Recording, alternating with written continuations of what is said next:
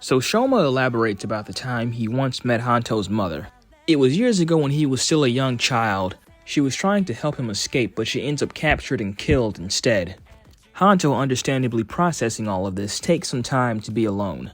He goes to see Shuga, who presents him with some new dark chocolate gachizos. On the Shoma side of things, he takes this opportunity to show Sachika who he really is.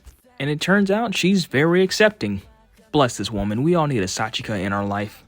Meanwhile, Hanto meets up with an old friend, who asks him about his escapades hunting the Granoots, which is overheard by a nearby server.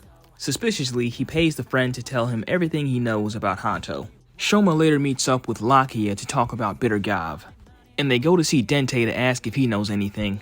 Unfortunately, he's just as clueless, but he goes into his backstory about how he created the Dark Confections with Shoma's grandfather, but he eventually became disillusioned with his work and defected from the family. Just then, Hanto gets a call from his friend about a monster attack, but Bitter Gavv shows up at that exact moment.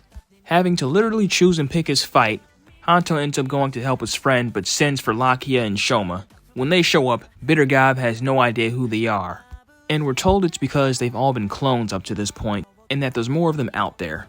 They all transform and fight until Shoma has to save a family trapped behind a car. He leaves Lakia in their care while he goes to chase after Bitter Gavv. So this was definitely more of a laid-back episode. I feel like we took more time for backstory and exposition here than previously, and that's not a bad thing either. Like, I never would have guessed that there was some kind of connection between Shoma and Hanto's mother. Not to mention Dente being the progenitor of basically all of this. So what did you guys think of this episode? Let me know down in the comment section, and I'll see you all next week.